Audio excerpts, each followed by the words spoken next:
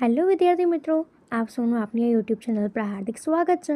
તો આજે હું તમારા માટે લઈને આવી ગઈ છું ધોરણ 8 વિષય ગણિત પાઠ 11 સમપ્રમાણ અને વ્યસ્ત પ્રમાણના સ્વાધ્યાય 11.1ના તમામ પ્રશ્નોના ઉત્તરોની સમજૂતી, તે પણ આપણી ગણિતની નવી બુક પ્રમાણે. તે પહેલાં તમે જો આપણી ચેનલને લાઇક અને સબસ્ક્રાઈબ ન કરી હોય તો તે જરૂરથી કરી દેજો. તો ચાલો આપણે આ સ્વાધ્યાયના તમામ પ્રશ્નોના ઉત્તરોની સમજૂતી મેળવીએ.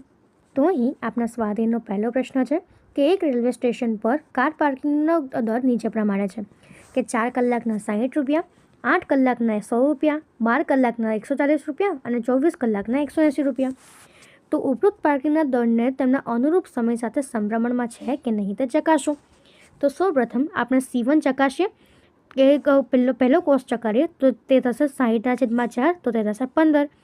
બીજું C2 બરાબર 100/8, તો તે થશે 12.50. ત્રીજું 140/12, તો તે આપણને મળશે 11.67. અને ચોથું 180/24, તો તે આપણને મળશે 7.50. તો આ પાર્કિંગના દર જે છે એ સમાન નથી, તેથી જે પાર્કિંગના દર છે એ સમપ્રમાણમાં નથી. એના પછી બીજું છે કે એક રંગના મૂળ મિશ્રણના 8 ભાગમાં એક ભાગ લાલ રંગ મેળવીને મિશ્રણ તૈયાર કરેલું છે. નીચેના કોષ્ટકમાં મૂળ મિશ્રણનો રંગ ભાગ શોધો. તો અહીં આપણને લાલ ભાગ આપ્યો છે 1, 4, 7, 12 અને 20, અને મિશ્રણ આપ્યું છે કે 8 અને બાકીનું શોધવાનું છે. તો આપણે સૌપ્રથમ ધારો કે લાલ રંગ A અને મૂળ મિશ્રણ B લેતા પ્રમાણ A/B થાય.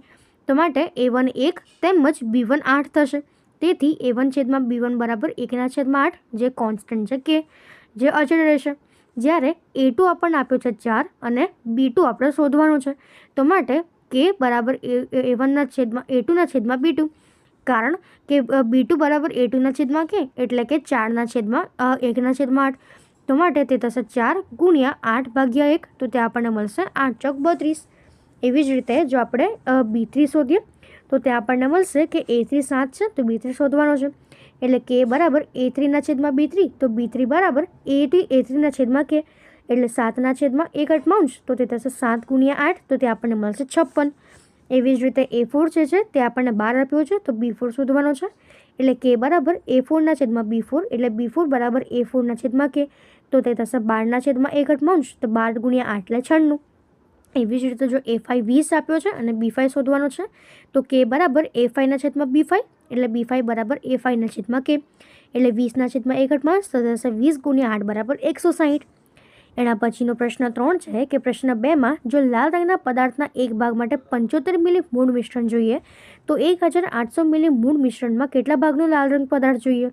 તો માટે અહીં આપણને A1 આપ્યો છે 1, B1 આપ્યો છે 75, A2 શોધવાનો છે અને B2 આપણને 1800 આપ્યો છે.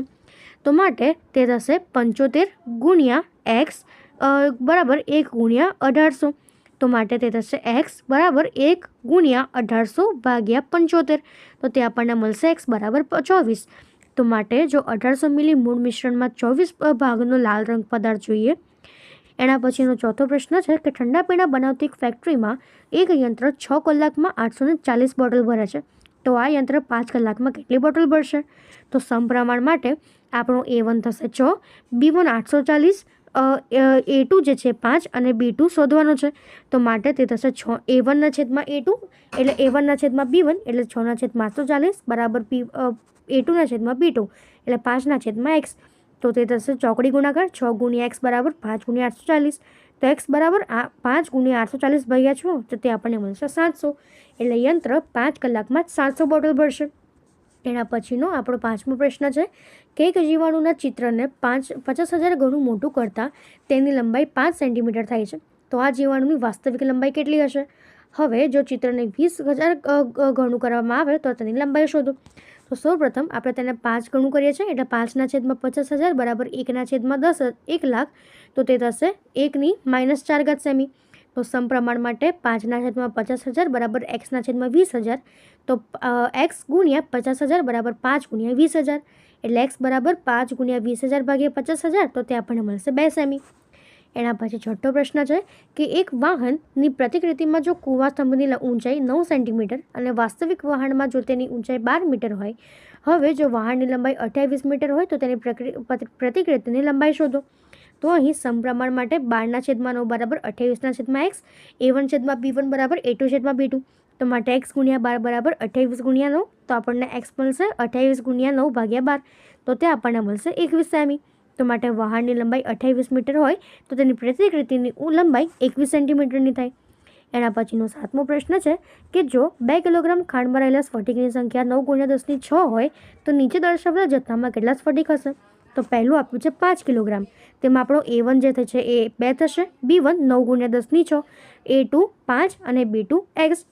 તો માટે 2/9 ગુણ્યા 10⁶ બરાબર 5/x, તો તે આપણને મળશે x ગુણ્યા 2 બરાબર 5 ગુણ્યા 9 ગુણ્યા 10⁶. તો તે x મળશે આપણને 5 ગુણ્યા 9 ગુણ્યા 10⁶/2, તો આપણને x મળશે 22.5 ગુણ્યા 10⁶, એટલે કે 2.25 ગુણ્યા 10⁷. એના પછી એનું બીજું છે કે 1.2 કિલોગ્રામ, તો સમપ્રમાણ માટે 2/9 ગુણ્યા 10⁶ બરાબર 1.2 ગુણ્યા x છેદમાં x, તો તે થશે x ગુણ્યા 2 બરાબર 1.2 ગુણ્યા 10⁶, તો x બરાબર 1.2 ગુણ્યા 9 ગુણ્યા 10⁶ છેદમાં 2, તો તે આપણને મળશે x બરાબર 5.4 ગુણ્યા 10⁶. એના પછીનો આપણો 8મો પ્રશ્ન છે કે રશ્મિ પાસે 1 સેમી બરાબર 18 કિલોમીટર માપ ધરાવતો એક સડક માર્ગનો નકશો છે. હવે જો તે આ સડક પર 72 કિલોમીટરનું અંતર કાપે તો તેના દ્વારા કપાયેલા અંતર નકશામાં કેટલું દર્શાવ્યું હશે? તેના સમપ્રમાણ માટે 18/1 બરાબર 72/x, તો માટે x ગુણ્યા 18 બરાબર 72 ગુણ્યા 1, તો આપણને x જે છે મળશે 72 ગુણ્યા 1/18, તો આપણને x મળશે 4 સેન્ટીમીટર. તો માટે કપાયેલું અંતર નકશામાં 4 સેન્ટીમીટર દર્શાવેલું હશે.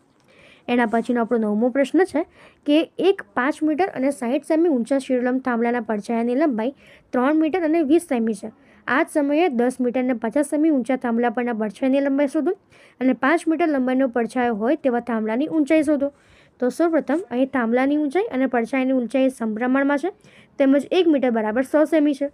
તો 5 મીટર 60 સેમી, તો તે થશે 5 ગુણ્યા 100 વત્તા 60, એટલે તે થશે 560 સેમી. અને 3 મીટર 20 સેમી, તો તે થશે 3 ગુણ્યા 100 વત્તા 20, એટલે 320 સેમી. 100 મીટર અને 50 સેમી, તો તે થશે 10 ગુણ્યા 100 વત્તા 50, એટલે 1050 સેમી. અને 5 મીટર એટલે 5 ગુણ્યા 100 એટલે 500 સેમી. તો હવે સમપ્રમાણ માટે 560/320 બરાબર 1050/x, તો તે થશે x ગુણ્યા 560 બરાબર 1050 ગુણ્યા 320 બરાબર, એટલે x બરાબર 1050 ગુણ્યા 320 ભાગ્યા 560, તો આપણને x મળશે 660, એટલે તે થશે 6 મીટરનો. એના પછી બીજો પ્રશ્ન હતો, તો એના માટે આપણે લખીએ કે સમપ્રમાણમાં કે 560 ગુણ્યા છેદમાં 320 બરાબર x છેદમાં 500, તો x ગુણ્યા 320 બરાબર 560 ગુણ્યા 500, તો x આપણને મળશે 875 સેન્ટીમીટર, એટલે 8 મીટર અને 75 સેમી. એના પછીનો આપણો 10મો પ્રશ્ન છે કે એક ભારવાહક ખટારો 25 મિનિટમાં 14 કિલોમીટર અંતર કાપે છે.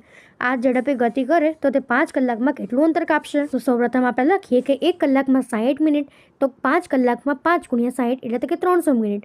તો માટે સમપ્રમાણ માટે 14/25 બરાબર x/300, તો x ગુણ્યા 25 બરાબર 14 ગુણ્યા 300, તો તે આપણને મળશે 14 ગુણ્યા 300/25, એટલે x આપણને મળશે 168 કિલોમીટર. તો અહીં આપણે આ પ્રમાણે તેને શોધી શકીએ છીએ. તો અહીં આપણો આ સ્વાધ્યાય પૂર્ણ થાય છે. જો તમને આમાં કોઈ પણ ડાઉટ હોય તો તમે તે કોમેન્ટ સેક્શનમાં જરૂરથી જણાવી શકો છો, અને આપણી ચેનલને લાઇક, શેર અને સબસ્ક્રાઈબ જરૂરથી કરી દેજો. Thank you.